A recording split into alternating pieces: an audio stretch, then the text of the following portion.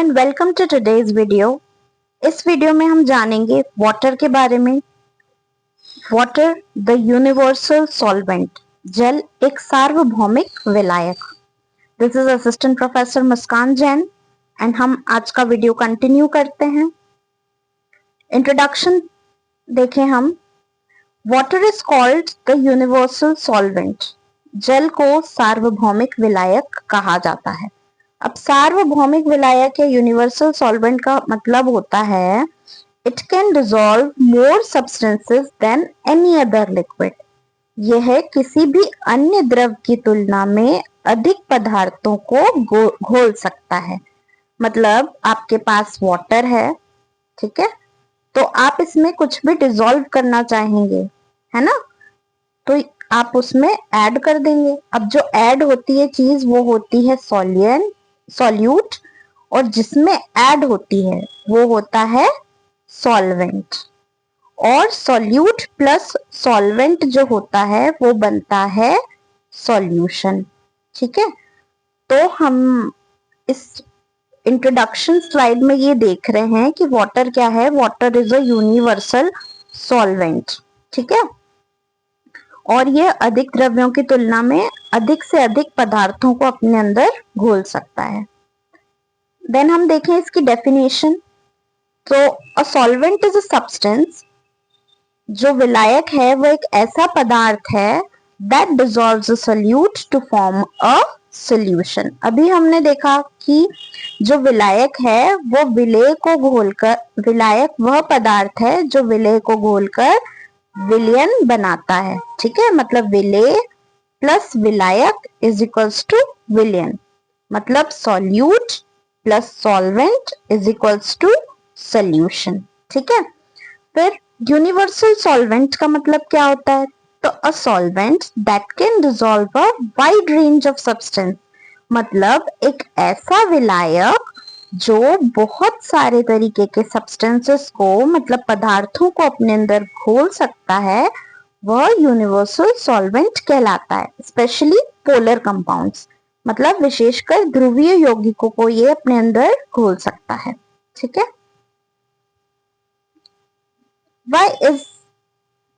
why water is a universal solvent?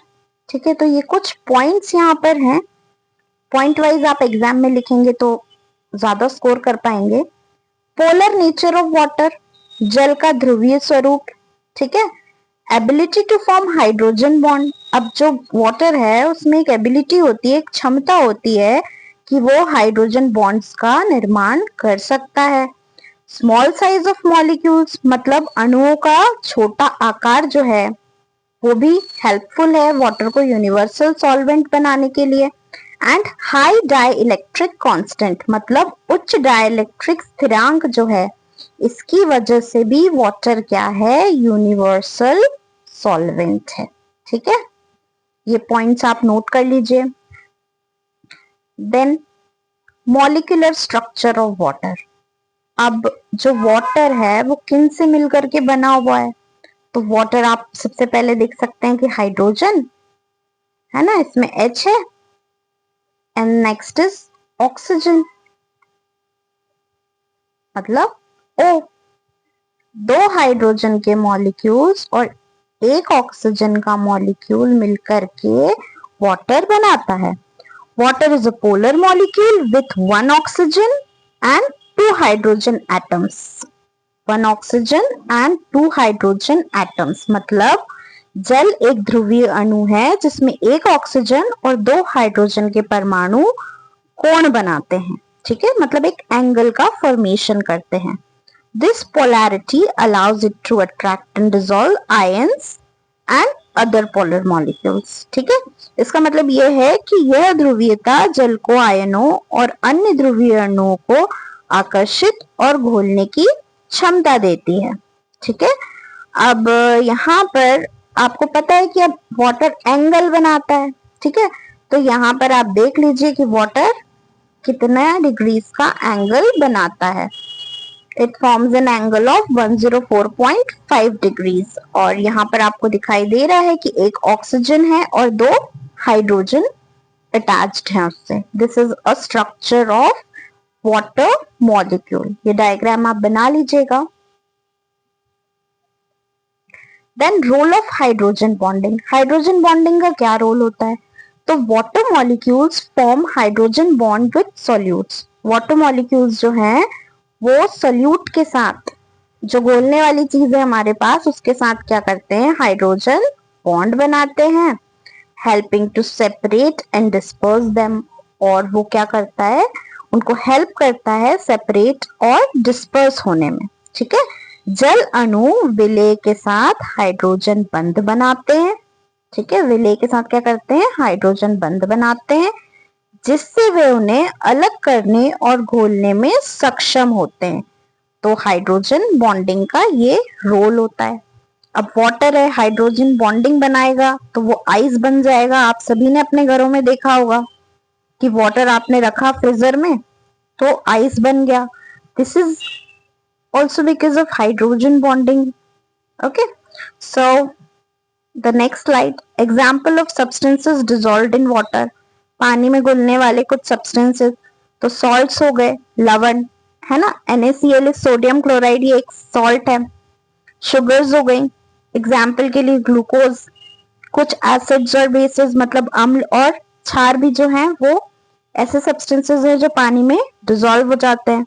Then gases like carbon dioxide and oxygen. कुछ gases जो carbon dioxide हैं और oxygen है वो भी इसमें डिसॉल्व हो जाते हैं। Water does not dissolve. अब वाटर डिसॉल्व किन चीजों को नहीं करता है? तो it does not dissolve non polar substances. अपरारूपिक मतलब नॉन पोलर सब्सटेंसेस को ये अपने अंदर डिसॉल्व नहीं करता है। नॉन पोलर सब्सटेंसेस के एग्जांपल्स हैं ऑयल, फैट्स एंड हाइड्रोकार्बन्स। इनको ये अपने अंदर डिसॉल्व नहीं करेगा। Importance in nature. अब जो हमारा नेचर है इसमें वाटर की क्या इंपॉर्टेंस है? तो it transport nutrients in plants and animals. ठीक है, पौधों और जानवरों में पोषक तत्वों का ये परिवहन करता है। फर्स्ट पॉइंट हो गया हमारा। केमिकल रिएक्शंस इन सेल मतलब ये कोशिकाओं में रासायनिक क्रियाओं को होने के लिए हेल्प करता है।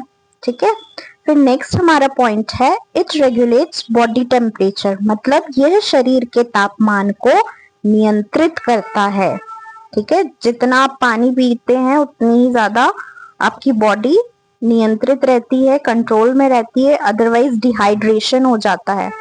ठीक है, and the next point is environmental balance मतलब पर्यावरणीय संतुलन बनाए रखता है। ठीक है, बारिश नहीं होगी तो क्या होगा आप सभी जानते हैं। तो it is very important to maintain environmental balance. Then next water in biological system.